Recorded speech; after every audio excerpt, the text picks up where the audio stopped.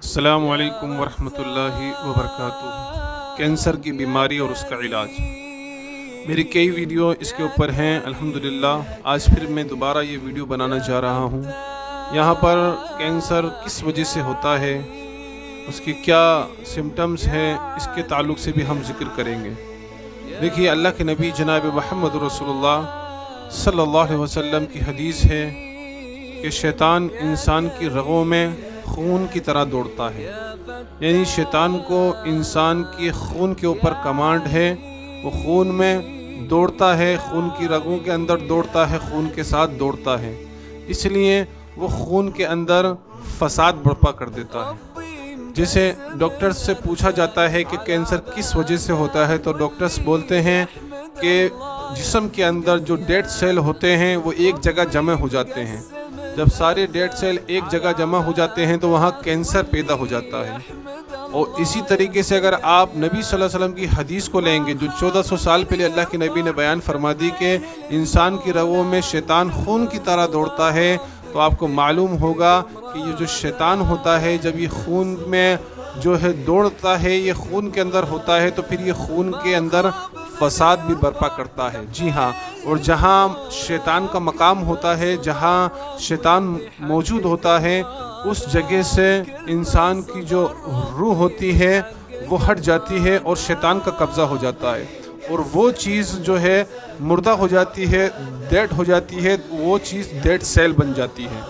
پھر جب قرآن کریم کی تلاوت کی جاتی ہے، قرآن کریم کو سنا جاتا ہے، تو اللہ رب العالمین، کیونکہ قرآن کریم روح کی غذا ہے، قرآن کریم جب انسان سنتا ہے تو روح کو تقویت ملتی ہے، جب روح کو تقویت ملتی ہے اور جب روح کی غذا قرآن کریم بنتا ہے تو یہ شیطان بھاگتا ہے، پھر یہ شیطان اپنی جگہ چھوڑتا ہے، جو دو ڈیڈ سیل ہوتے ہیں وہ ختم ہونا شروع ہو جاتے ہیں اور خون واپس رواں دواں اپنی صورت میں آ جاتا ہے اور کینسر کی بیماری ایک دم ختم ہو جاتی ہے۔ جی ہاں، الحمدللہ ہم نے کئی مریضوں کا قرآن کریم سے علاج کیا ہے، جو کوئی سیکنڈ اسٹیج پہ تھا، کوئی تھرڈ پر، کوئی فورتھ پر، کوئی لاسٹ اسٹیج پر تھا۔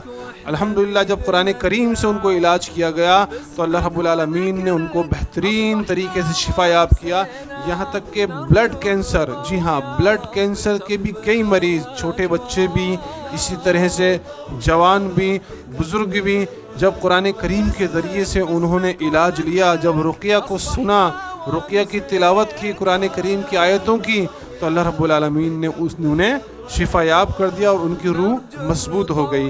تو کینسر کا علاج یہی ہے کہ آپ قرآن کریم کے ذریعے سے کینسر کا علاج کیجئے۔ وہ آیتیں اس طرح ہیں جو آپ کو پڑھنی ہیں یا رقیہ سننا ہے۔ رقیہ سننے کے لیے آپ ہمارے چینل پر آ سکتے ہیں، RSDC اسپیس TV، یہ چینل کا نام ہے۔ اس کے اوپر آپ کو جو ہے کینسر کے تعلق سے رقیہ مل جائے گا، اس کو صبح شام آپ سنیے۔ اسی طرح سے سورہ فاتحہ پڑھیے 7 مرتبہ، یہ جو عمل ہے کینسر کا اس کو اچھی طرح سے غور کر لیجئے۔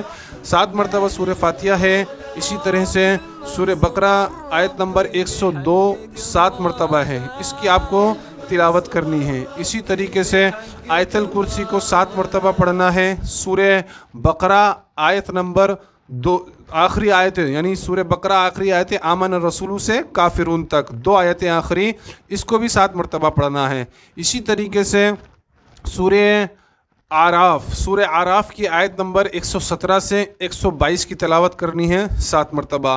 اسی طرح سورہ یونس آیت نمبر 1 سے 81 سے 82، 81 سے 82 7 مرتبہ تلاوت کرنی ہے۔ سورہ طٰہٰ آیت نمبر 69 69 کی آپ کو 7 مرتبہ تلاوت کرنی ہے۔ اسی طریقے سے آپ کو سورہ صافات کی ابتدائی 10 آیتیں تلاوت کرنی ہیں۔ اسی طرح سے سورہ ملک کی ابتدائی 10 آیتیں تلاوت کرنی ہیں، سورہ جن کی ابتدائی 10 آیتیں تلاوت کرنی ہیں، اور سورہ فلق، سورہ ناس، ان کو 7 مرتبہ پڑھنا ہے۔ ان سب کو پڑھنے کے بعد اپنے اوپر دم کیجئے۔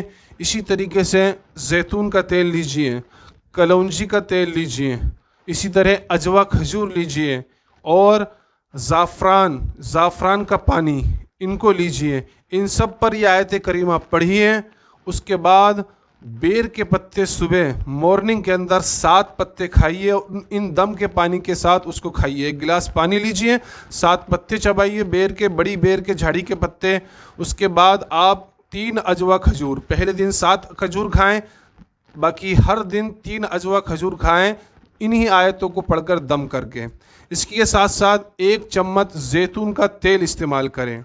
उसके अलावा असर की नमाज के बाद 3 चम्मच ज़ाफ़रान के पानी के, यानी 1 ग्राम ज़ाफ़रान को 1 लीटर पानी में डालिए, उसको फ्रीज़ कर दीजिए। उसके बाद 3 चम्मच डेली असर की नमाज के बाद उसको यूज़ कीजिए, उसको पीजिए।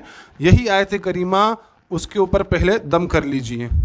इसके बाद आप रुक़या जो मैंने बताया है उस रुक़या को सुबह शाम पढ़िए। इसी तरह नमाज़ों की पाबंदी कीजिए, सुबह शाम के अज़कार की पाबंदी कीजिए। कैसा भी कैंसर हो, कितना भी ख़तरनाक हो, चाहे स्टमक कैंसर हो, पेट का कैंसर हो, चाहे ब्रेन ट्यूमर हो, चाहे ब्लड कैंसर हो, चाहे ब्रेस्ट कैंसर हो, कोई भी कैंसर हो, आप इस अमल को कीजिए। इंशाअल्लाह अल्लाह रब्बुल आलमीन अचूक शिफा देगा, हैरत अंगेज़ रिज़ल्ट देगा। आप इंशाअल्लाह ये अमल कीजिए, कैंसर के मरीज़ों को दीजिए। अल्लाह रब्बुल आलमीन का कुरान में बेशक शिफ़ा है। रब खुद फरमाता है, वनुनज़्ज़िलु मिनल कुरान मा हुवा शिफ़ाउन व रहमतुल लिल मुमिनीन। ये कुरान जो हम नाजिल कर रहे हैं मोमिनों के लिए सरासर शिफ़ा और रहमत है। तो कुरान शिफ़ा भी है, रहमत भी है। जो इस पर ईमान रखते हैं उनके लिए आप ये यूज़ कीजिए। अल्लाह रब्बुल आलमीन शिफ़ा कामिला और आजिला नसीब फरमाने वाला है।